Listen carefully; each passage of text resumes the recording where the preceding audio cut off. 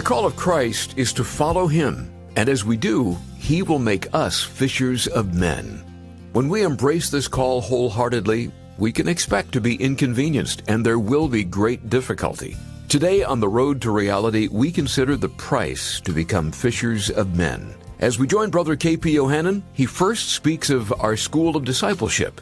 Be sure to visit our website after the message to learn more about it. We have some 160 people on our staff back in Dallas at the Gospel Fair Asia headquarters in the United States.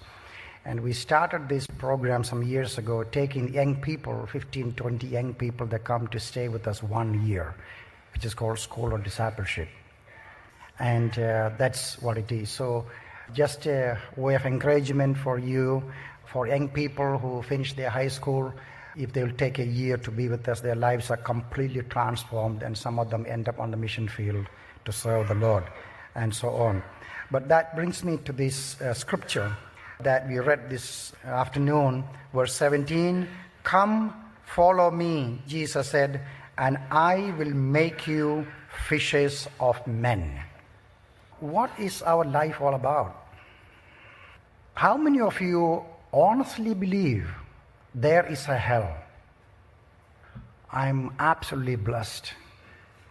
But you as Bible scholars and teachers and those who read the Bible, what do you think about that story Jesus told about there was a rich man who lived with all the luxuries in this life, and he died.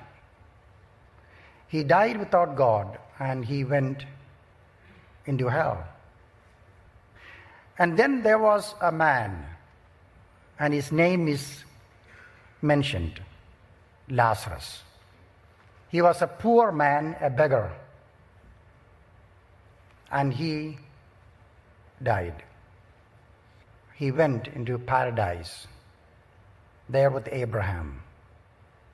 And the rich man in hell, fully conscious, experiencing excruciating pain, no words can describe, no language, no pain can explain it. And his request to us, please, Father Abraham, would you allow Lazarus to come and just give me a drop of water?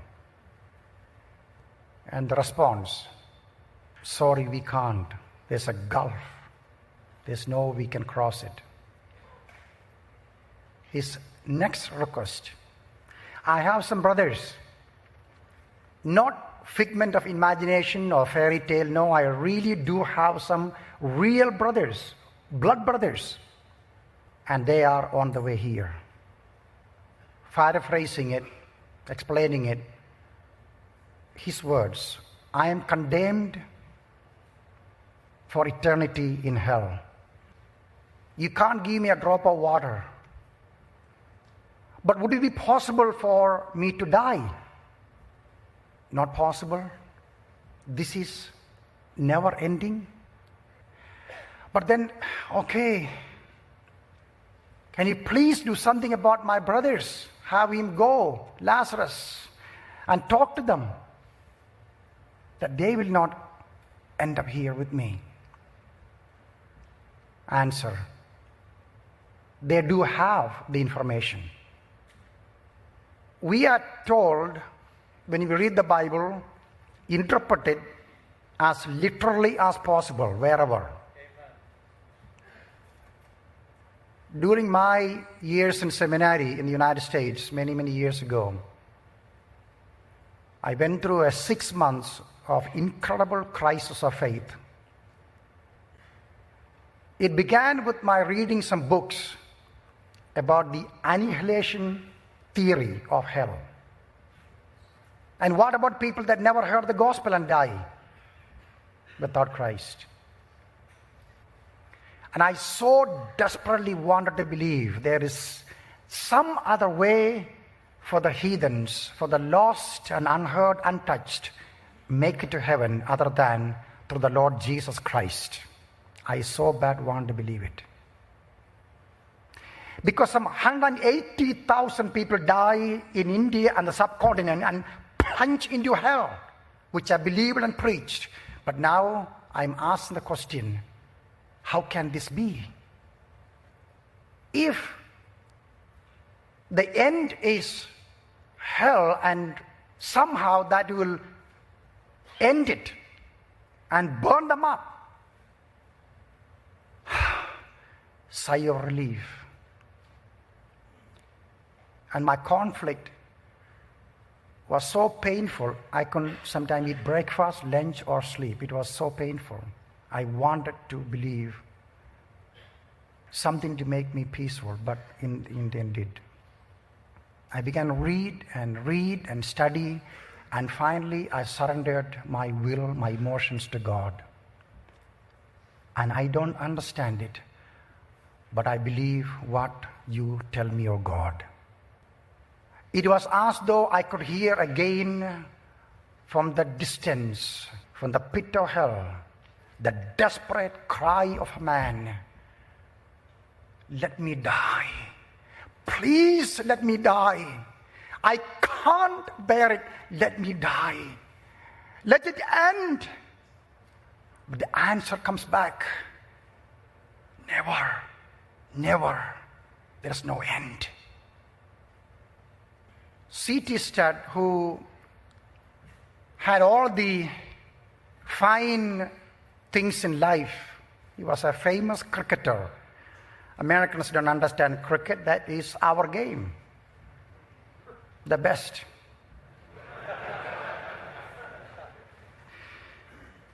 Born into extremely rich, affluent family.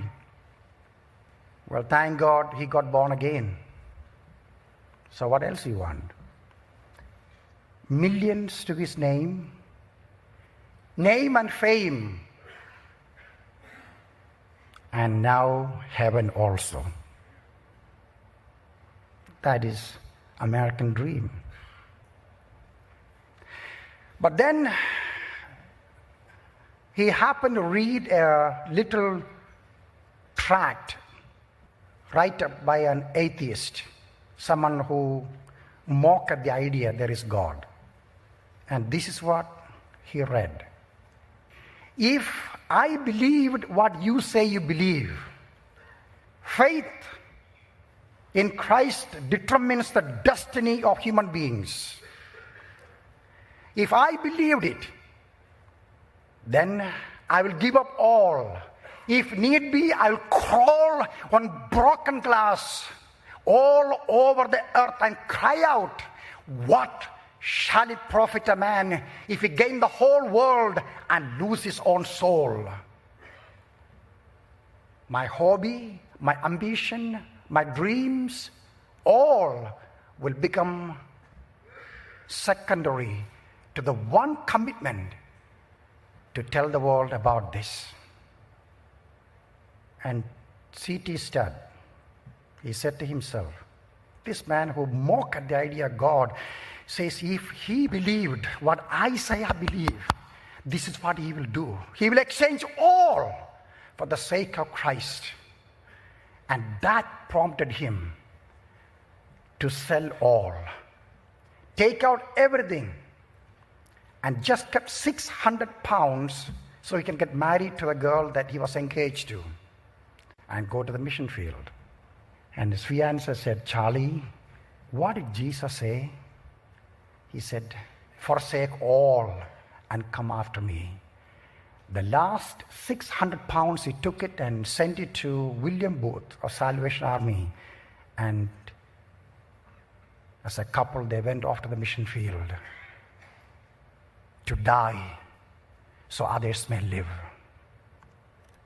When I came to the conclusion in my spiritual crisis, I never forget, I knelt beside my comfortable chair I was sitting on, weeping.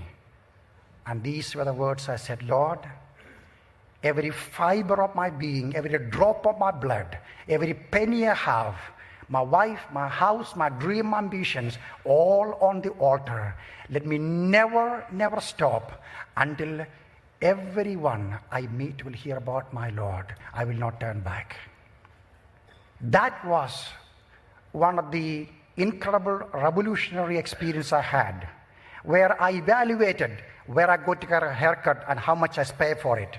Why am I chewing gum? Why do I have all the clothes in my closet? Why do I have 70 neckties in my closet? Why am I buying all the music cassettes when radio I can hear the best of music? Why do I have 1,000 books in my library when half of the world never seen one page of the Bible? Please listen to me. I am not here to collect money from you or get any favors from you. I never asked anyone in my lifetime, give me a little money so I can meet my needs. That's not the issue here. But I'm telling you, today we are living in a reality where in Philadelphia, in the United States, this community, wherever you go, you will find people that are going toward hell and they're dying without Christ. And the question remains, if you and I are in love with the Lord, if our hearts are gripped with the reality that Jesus is Lord, there's no negotiation, Bible is true, there is a heaven, there is a hell, that must drive us to our knees and break our heart to make an exchange of all the sins and stupidity and the games we play and the waste of time, and be praying and fasting and moving forward to see this world come to Christ. Brother K.P. Yohannan with a passionate call to share the love of Christ every chance we get. To do that means we will be inconvenienced and it will be difficult, but it is so worth it. This is The Road to Reality. Maybe as you're contemplating the direction of your life, the Lord is stirring in your heart a desire to reach the unreached. We'd encourage you to pray about joining our one-year School of Discipleship. It is a very unique program. As you're being discipled, you'll have a ministry role in Gospel for Asia's domestic headquarters. Think of some of the things you take part in. You'll help unreached people hear about Jesus for the very first time.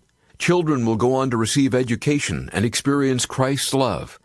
And you'll serve to help families break the cycle of poverty. We can tell you more about the one-year School of Discipleship and how to enroll at roadtoreality.org. Order an information packet while you're at it. Again, we're at roadtoreality.org. Or call us toll-free with any questions you may have at 866-WIN-ASIA. That's 866-WIN-ASIA. With that, we'll say goodbye, but we look forward to our next time together with you on The Road to Reality with Brother K.P. Yohannan. Until then, God bless.